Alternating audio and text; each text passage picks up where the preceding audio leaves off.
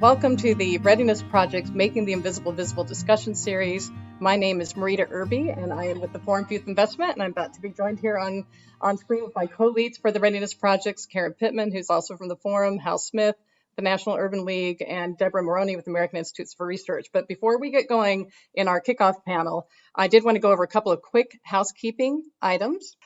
We are glad that so many of you have connected with us around the prep materials that we posted on Mobilize. We have a Readiness Projects community there on Mobilize that you can sign up for and get all the prep materials, the videos, and the resources that we're developing together through this work.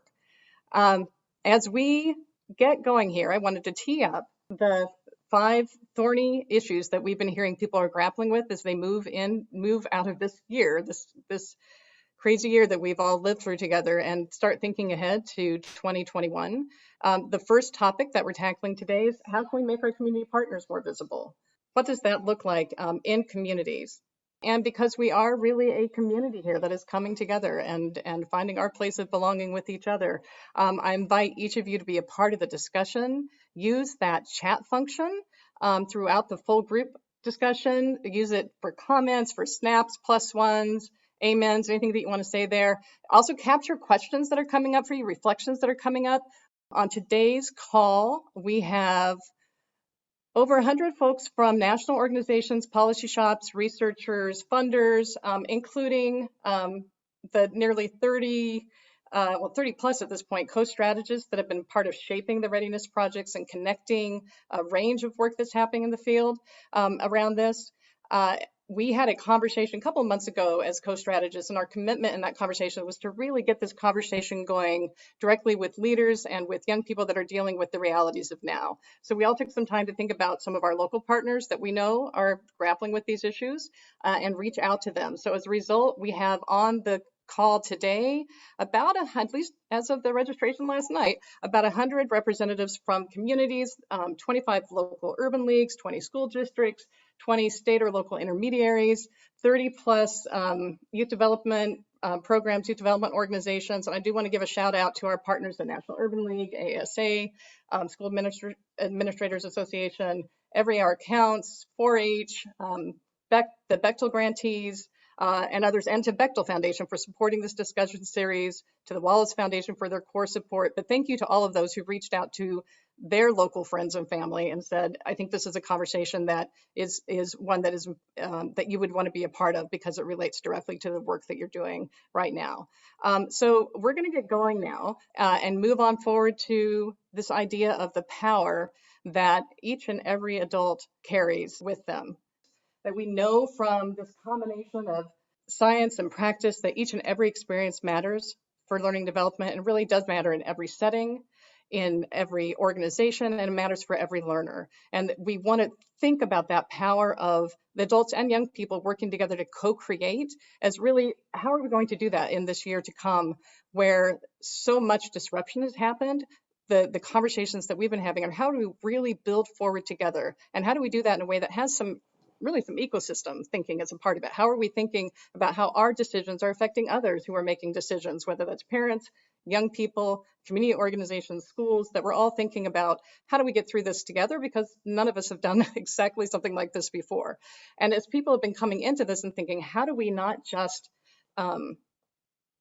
kind of get back to a starting point, but how do we really kind of reimagine forward what these things could look like, and how do we think about these next 18 months, which is also going to have a lot of change and variability in it, as a near-term long-range plan. So how do we have a build forward together kind of game plan in our work that's thinking about the arc from spring to summer through the next school year into the following summer as a place that is about that combination of kind of rich school and community learning? How are we thinking about that in ways that really engages our school partners, community partners, families, young leaders themselves in this work? And a particular focus that's come up in our conversations really has been, and how do we do that in a way that's really paying attention to the particular assets and challenges that are facing adolescents right now, young people, young adults, those that are marginally connected or have been even more disconnected in this time. How are we making sure we're not losing them? And also, how are we learning from them about how learning is happening now? How do we do that? So these making the invisible visible conversations are really designed to feed into a kind of planning guide, resources, things that will really help us to build forward together in the year to come. And these conversations and working through these 5 learning issues are kind of our ways to be able to get there. With that, I'm going to hand over and ask Karen Pittman to join us on screen as she introduces our opening panelists.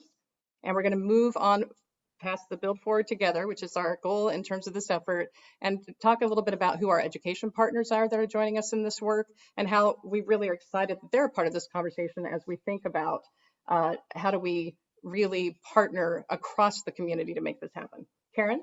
Thank you, and welcome. I'm watching the chat and seeing all the friends who are coming in to this conversation with us. This is really, really exciting. We wanted to start out by saying, we understand as organizations, the Forum for Youth Investment, certainly as an organization that has focused really on youth and youth development, but spent a lot of time talking to those organizations in community, that if we are going to use this chance to build forward together, we have to have firmer, stronger, more intentional connections to our school partners. And so we turned to the School Superintendents Association, one of the organizations that we've worked with for decades, and asked them if they would come be a part of this work with us to really make sure that we're building plans that superintendents and administrators and school leaders will understand, will appreciate. And when you go to the Mobilize site, you'll see that we've already started that work with a wonderful editorial from Dan Dominich, the head of ASA. But we have other partners as well, and we'll click those on very quickly. We're part of the SOLD Alliance. And so with the SOLD Alliance, we have Turnaround for Children, the Learning Policy Institute, the Ed Council. We're also a part of the Equitable Learning and Development group. And that's the University of Chicago Consortium on School Research and CASTLE of the National Equity Project. And then we are working closely with folks like Aspen Institute for Education and Society, EdTrust, and you just saw, if you came on a little bit early, the wonderful videos from Edutopia, in which we're really working to make sure we're showing that learning happens in all of the places where young people spend their time, not just classrooms. And so as we're having this conversation about building forward together and making sure that we're thinking differently about how school and community and family are a part of ecosystems, I just wanted to show you a couple of slides quickly to explain why I'm so passionate about thinking about bringing meaning to this idea of community. So the next slide is one in which you're all going to be familiar with the castle wheel, as we call it, and we love it. And the new guides that have been put up that are interactive are amazing, but we do have this word on the outer ring of community. And we know families and caregivers are embedded in community, but we do have to ask the question, what is community? That's where we're starting today. The next slide is just a couple more examples because we're not trying to single anyone out. So you have ASCD with their whole child, whole school model, also talking about community, being very specific about what happens in the building and those folks that could connect in non-academic ways to support health and development, but then community. The same for the Chan Zuckerberg Initiative. Wonderful embodiment of the broader outcomes that we want young people to have and the commitment to equity. But then we have this idea of community environments. So we're going to spend our time today asking, what are those environments? What does that look like? So the National League of Cities has just recently, on the next slide, put out this idea of embracing the idea of community hubs. And if we get to community hubs, we have to really look at the idea that we're naming those organizations where young people can be supported, where we have staff, we have time, we have resources, we have space.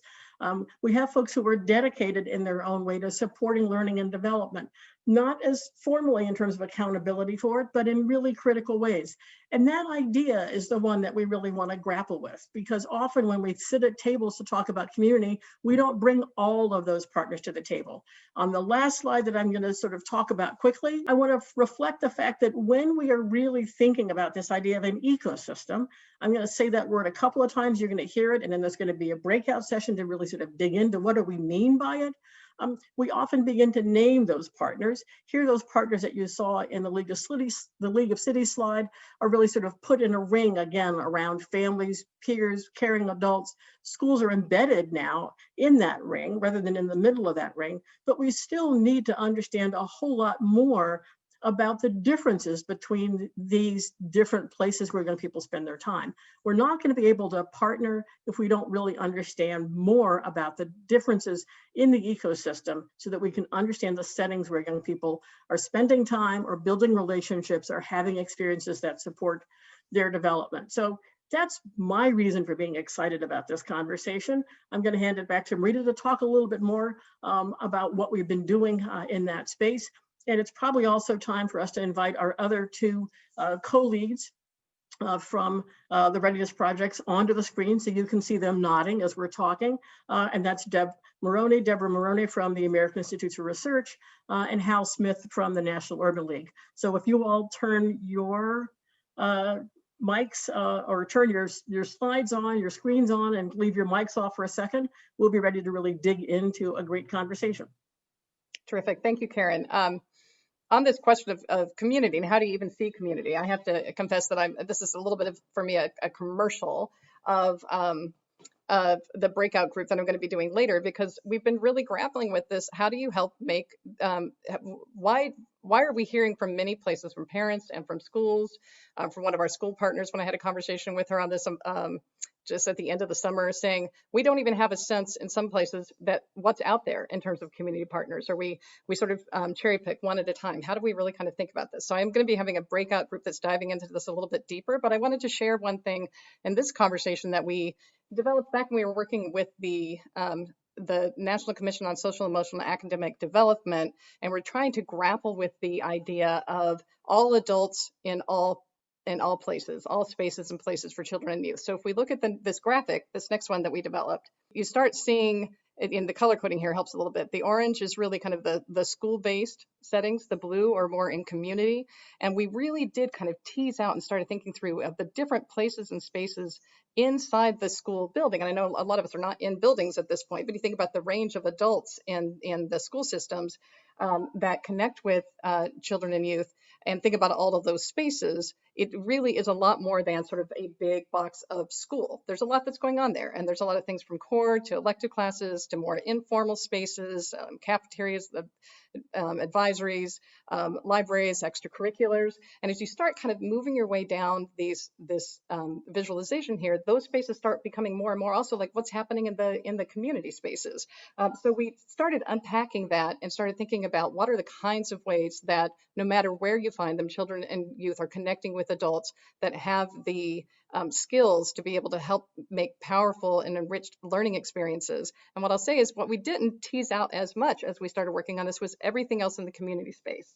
As you move down into the blue, you have enrichment development, civic and employment opportunities, community learning settings, and there's a lot of EGs and examples. And one of the things we're hearing as communities are doing this work is it would just be helpful to have some sense of the range of kinds of things and the specific things that are in their communities, so that as we're trying to come together and think about all the places and spaces, and really at this point connections with our children and youth, who are the other organizations that we can be connecting with in this time.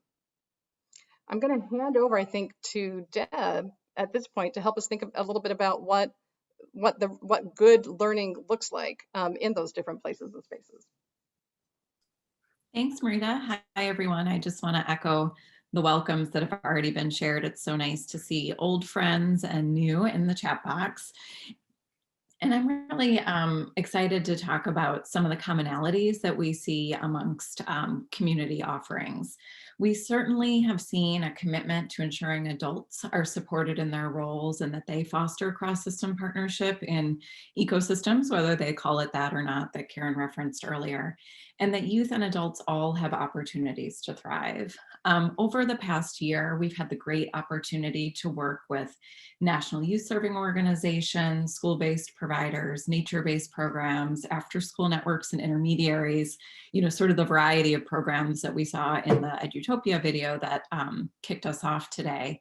And we really got to work with practice leaders to uncover what they were doing to foster learning and development. And what we found is really, really nicely represented in yet another wheel, another visual.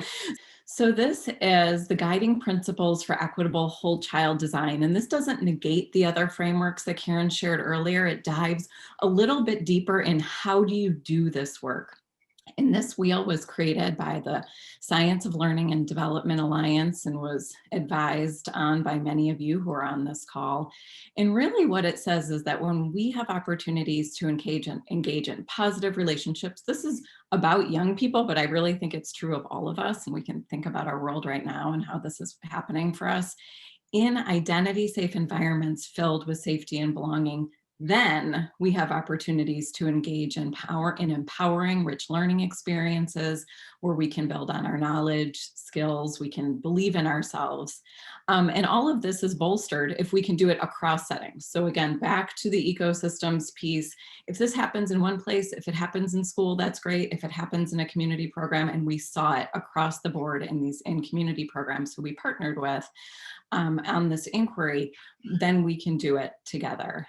What we also found is we can do better. We can do better in defining what these supports look like for older youth and in bolstering and being allies to youth-led systems, which we're seeing growing, which I'm very excited about right now.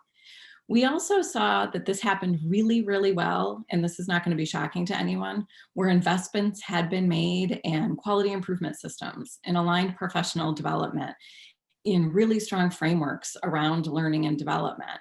And so it's a somewhat obvious equity issue, I think, that it's potentially not happening in places that don't have those infrastructures in place, or that we need to do better in figuring out how to dive deeper with these practices in places that don't already have that backbone infrastructure. But again, it reminds us that if a program or if a school setting or if a adult youth relationship have some of this going on, then those cross-system partnerships in an ecosystem can really ultimately support whole child, youth, family, community. I could just keep saying whole development. And so I'm just going to give a little plug. We're going to be talking about this today in our breakout groups with some of our wonderful partners, some of the Bechtel grantees who we worked with, and then we're going to dive even deeper next week on our Tuesday session. And so I think with that, I'm passing it to Hal. Thanks, Deb, and good afternoon, everyone. So glad to see so many familiar faces and names. So one of the things we wanted to make sure we spent some time discussing is this notion of community, right? And where different aspects of community might show up in the work that we do, in the work that we imagine, and the strategies that we try to employ. So first I will say, and those of you who've heard me on this for a number of years have heard this before, that schools don't have communities, communities have schools. And what that means is that there's an entire sector, an entire group of participants, of stakeholders, of organizations, of people who exist outside of schools. They do some work in schools, but their work largely is about the work of community building, whether that be for agencies, for individuals, for students. They are community organizations, community stakeholders, community assets, and want to spend some time this afternoon speaking about the different ways in which we might consider them and their work. Certainly within all of the aspects of community, there are power dynamics. And some of these power dynamics are played out in terms of funding, the funding that is available, the fact that many folks are operating programs that aren't school-based, and so don't have that center approach where everything has to go through the school or be defined in relationship to school. But we want to ensure that teaching and learning and development, wherever they take place, are part of where we think about communities playing a role and community organizations playing a role. These are not schools. They do not have mandatory attendance, accountability for narrow but highly quantified definitions of learning and progress, nor are they considered educational spaces under some definitions, and that's okay. They define themselves in the ways that make sense to them and the people that they serve. Education is teaching, learning, and development wherever they take place. Also means, though, that it's not tied specifically to adult definitions, that young people find connection, relationship, space, and make meaning of their experiences in all kinds of places. Some of them we call programs, some we call mentoring, some we call peer youth culture, some we call sports, some we call hobbies, some we call clubs. The name is less important than the kinds of activities that are there and the relationships that are built. Similarly, there's some fragmentation within the community quadrant. People have different deliverables, different goals, different strategies, serving different groups of youth and families, and different indicators of impact and success. And that doesn't mean, fragmentation doesn't mean fractured, right? It means that we are connected in ways by the people that we serve, by the work we intend to do, by the spaces we create, but they may not be the same. And the same in this case is ideal, right? That we don't have everyone trying to do the same thing, serving the same subset, but instead we've knit together a group of supports, of relationships, of spaces where all young people can thrive and find themselves in a comfortable, structured space, or in spaces that they've defined for themselves, regardless of structure, but give them the kinds of relationships that they need, the kinds of developmental spaces that they crave. There are also huge inequities in this space, largely driven by funding, but also to the proximity to school-based practice, right? In methodology and approach and strategy. And people have developed programs that are very specific or very much tied to the model of we call schooling. And so that proximity gives them a different set of relationships when we start talking about education, about academic development, but it doesn't mean those are the only kinds of community spaces we need to pay attention to. We have funding that is tied to RFPs and fundings that are tied to specific examples of how we want to roll out programs defined by cities and municipalities and intermediaries. But there are all other spaces that don't line up very well to RFPs. And because they don't have a whole lot of structured funding, that they are freer to do some things, but it also comes at a cost. They are not necessarily as tied into large community-wide conversations. I will also say that we need to be careful about who we're talking about and how we're talking about them in this space. There are partners, there are contractors and providers, and there are stakeholders. Each has very different set of expectations, different constraints, different approaches and levels of investment, and would caution people to always remember that free to participants does not mean at no cost to the organization, agency, partner, or stakeholders, right? And we see some of this language already popping up under COVID-19, where there's an assumption that because there are budget constraints, that does not apply to the community space, to the agency space, to the social services space, and that we're just waiting for young people with no costs, no expenses tied to that. And I think that's another aspect of inequity to focus on. We'll say one more thing before turning to the next slide.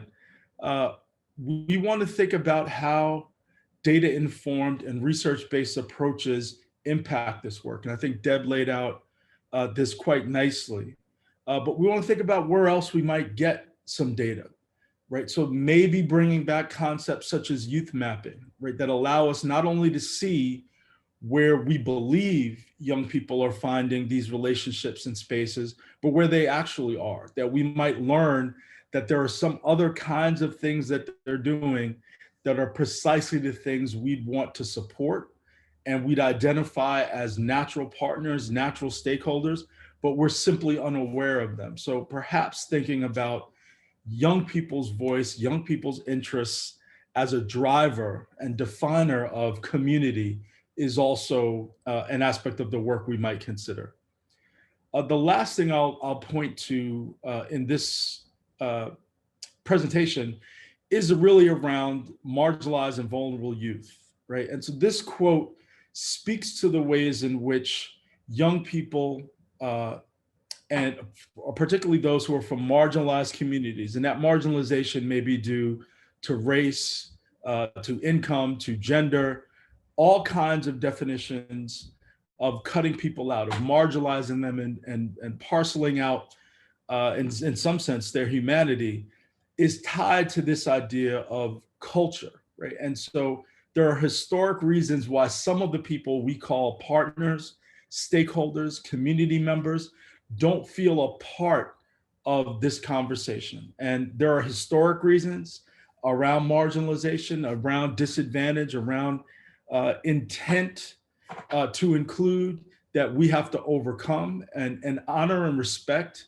that these things happened and are happening, right? Not just a flat earth approach where everybody starts at the same place, every organization, every community member, every community stakeholder, but instead ask people to come in the best way they can, but also being very attentive to the ways in which we are reinforcing that disadvantage, that distance, in our practices and the way we talk about our work, and the young people who are included, and the wider a span of partners we can consider, the better we are at attracting young people from all kinds of backgrounds and asking them to enter fully into these spaces, and the organizations, agencies, and stakeholders to enter the conversation as full participants. So with that, I'll say thank you. Thank you, Hal. So many points that we're going to take into the remaining webinars in the series. So this has really been our sort of teeing up of everything. We're going to pop up a map quickly and then get you introduced to a couple of our community partners. We really have been asking you all, as our co-strategists in this work, to identify local champions. And we're very clear that they can be in libraries, they can be school superintendents, they can be youth organizations, they can be local intermediaries, they can be urban league folks. We need you to identify folks who are passionate about moving this idea of an ecosystem forward. This is the beginning of that list. You'll see that list on Mobilize when you sign up, which you should. But what we want to do right now is get into a conversation with a couple of those leaders.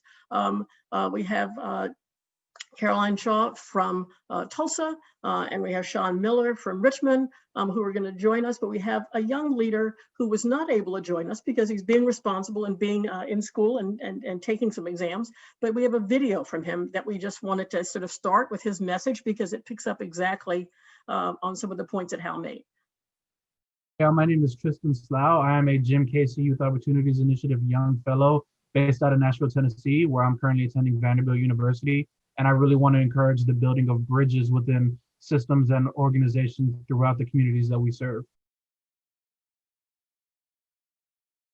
I think one of the reasons why community programs are so important is in their name. They're part of a community that, you know, sometimes other people who mean well, or other organizations who have the means or, you know, the mission to serve can't necessarily penetrate. They're a part of that community, and their success is tied with that community's success. And I think that's a huge reason why they're very important.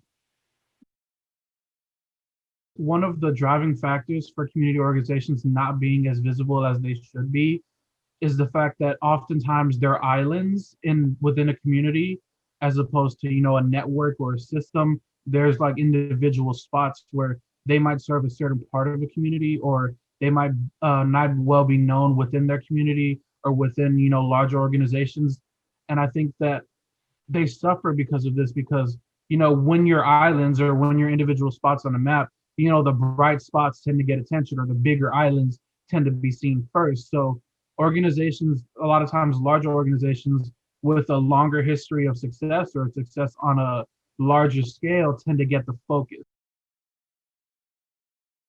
I'm very involved with Monroe Harding, is a nonprofit in Nashville that has been around for well over 100 years. Something that we've recognized as part of this community is that we are disconnected, and we are at times not always serving the populations that we can serve. So something that we've started to do through our re-engagement hub is creating kind of a network and solidifying that network of nonprofits throughout Nashville. You know, there's a lot of different reasons why one nonprofit might be a better fit. It could be geographic location. It could be the specific purpose of that nonprofit or their focus.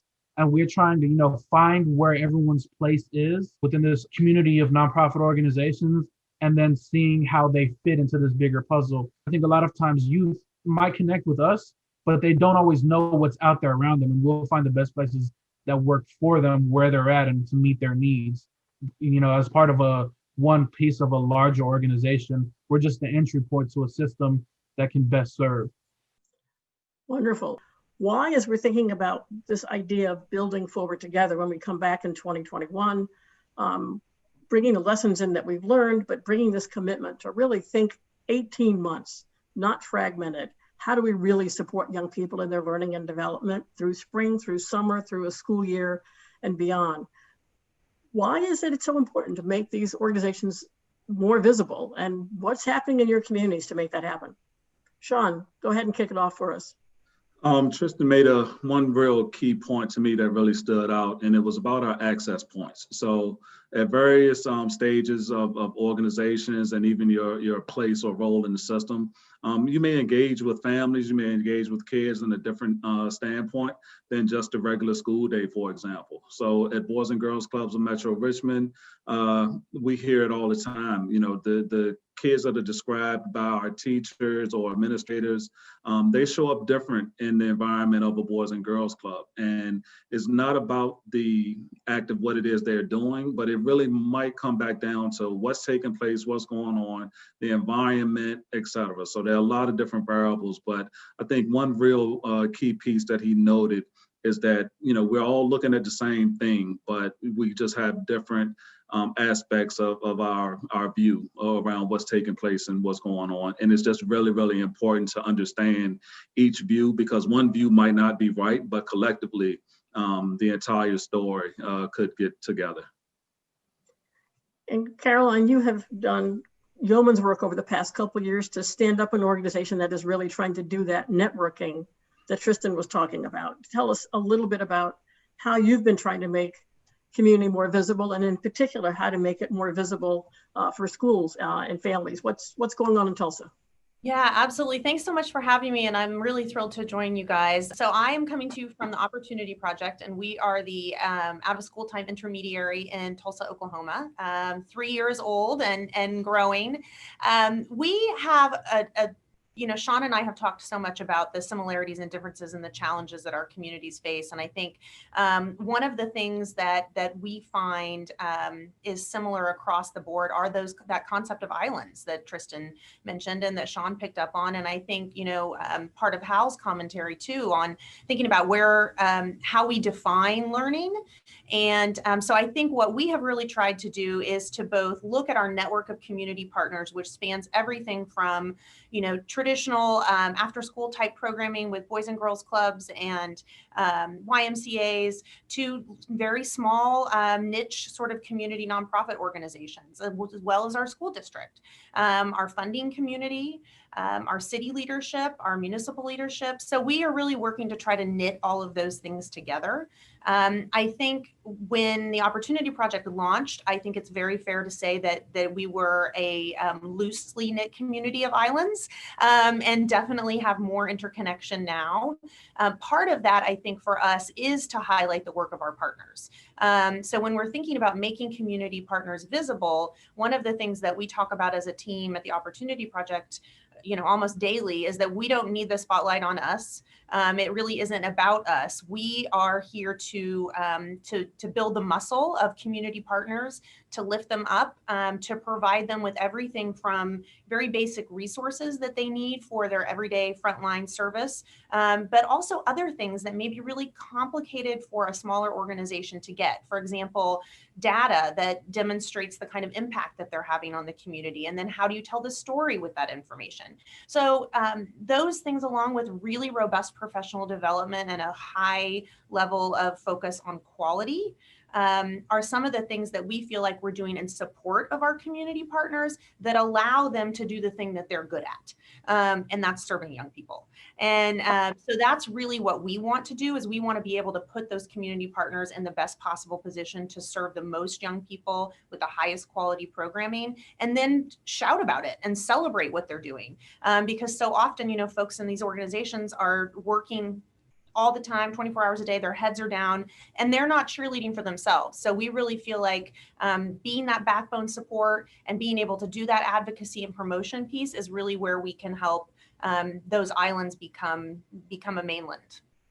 Sean, where is Richmond in this journey towards having a coherent network and a network that really can not only work with your schools and in your schools, but really sort of push for the overall learning and development of young people? Where are you in this journey? We know that communities are all over the place, and intentionally you and Caroline are sort of at different ends of this conversation. So talk a little bit about what's happening in Richmond and why it's important to not only make these organizations visible, but in some ways make them bolder.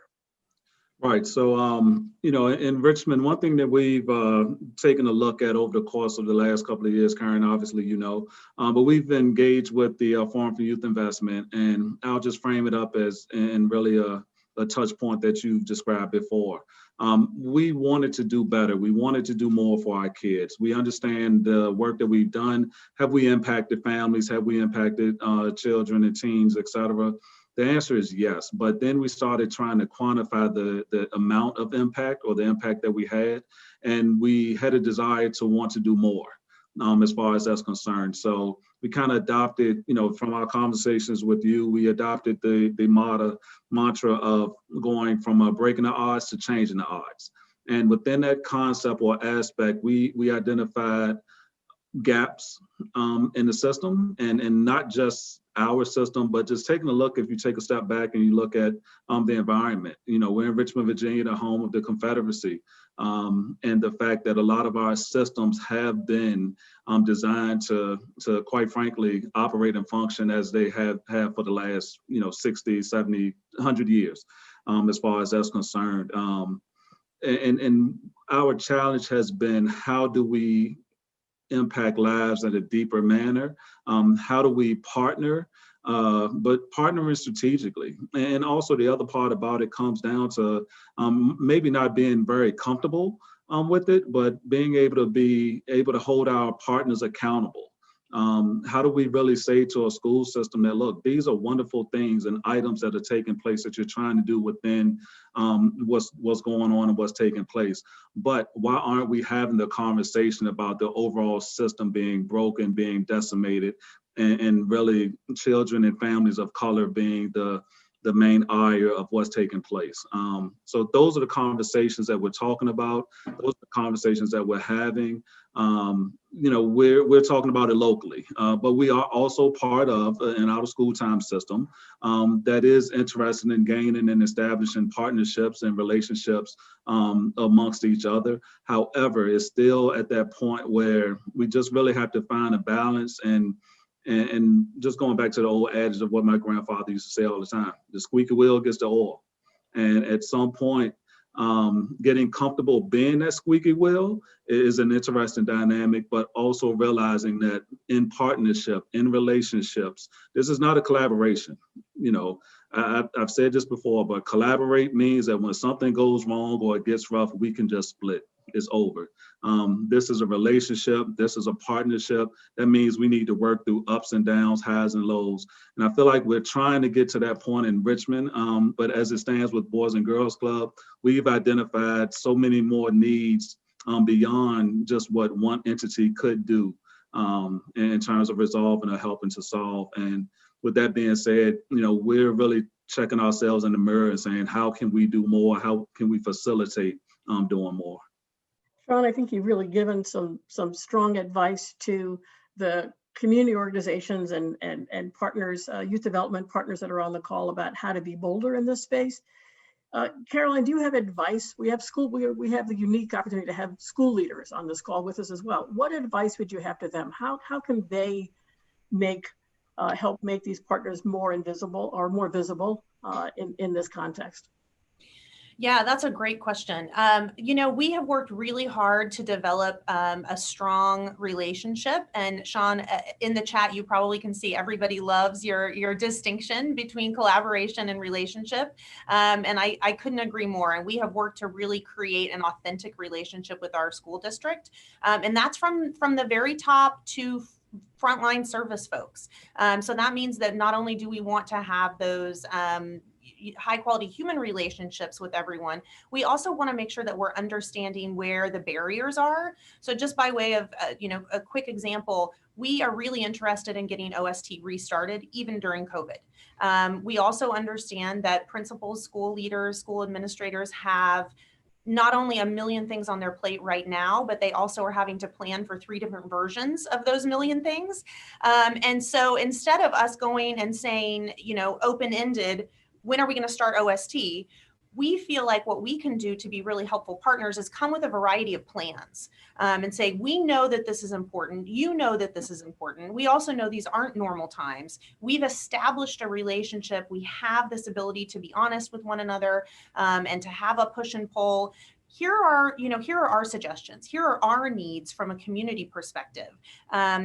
Let us work through this together. So I think, the 2 things I would say is, if you're a school leader or a school administrator and you're thinking about what your school community needs, back to Hal's point, there are these resources in the community that can set your students and families up for success. And if you're closing the doors to those resources, you are shortchanging all of us in this equation.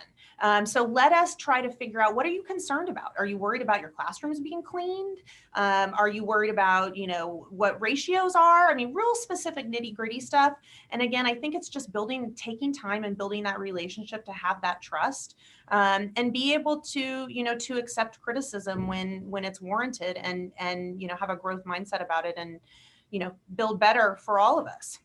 Terrific. Well, we could stay on this screen and keep this conversation going for a while, but our job was just to get you warmed up, and I can see in the chat that things are getting warmed up. Luckily, pretty much all of the topics that you've raised in the chat are either going to be dealt with immediately in a follow-up session or in one of the sessions that's coming up next week or the following week. So you have you've recognized this. So I'm going to hand it to Marita to get us ready to go into our breakouts, and then we will all follow you into those breakouts. Okay, thank you so much. And thank you, Sean and Caroline, for just getting it concrete and real. And I'm thinking about this, whether it's islands or whether it's puzzle pieces. I think somebody just said, I think one of the challenges is you've got a bit, especially with the school community partnerships, there's a big system that's pretty recognizable. And then there's a lot of different parts. And that's what people are trying to talk about is how do we see each other? As you were saying, Caroline, is that sort of the islands become a little bit more of the mainland, and you can think about how you really are partnering in a relationship, not just collaborating in more effective ways. So as we go into the breakouts, your task and challenge now is to both pick the conversation that you want to continue in, because this really is, as we set it up, a discussion series, and we really do want to have a chance to really grapple in some smaller groups. You can see the range of topics here.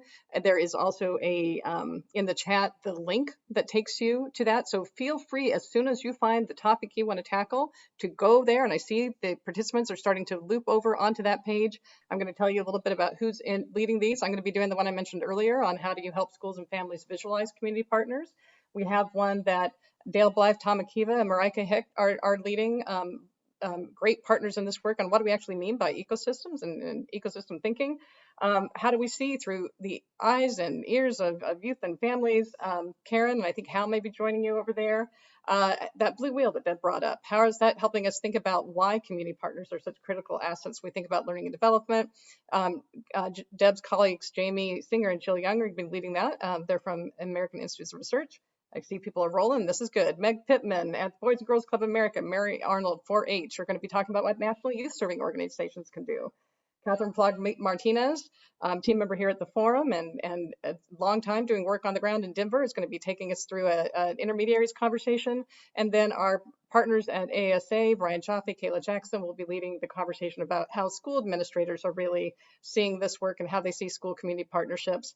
And then that video that we start at the top of the hour with, that the group at Edutopia had put together, Terry Ferende with Collaborative Communications, is going to be helping you think about how you can really use things like that to help people see more clearly what is sometimes hard to see in terms of the assets of our community organizations and partners. So with that, we will see you in the next conversation next week back at the main stage. Thank you all.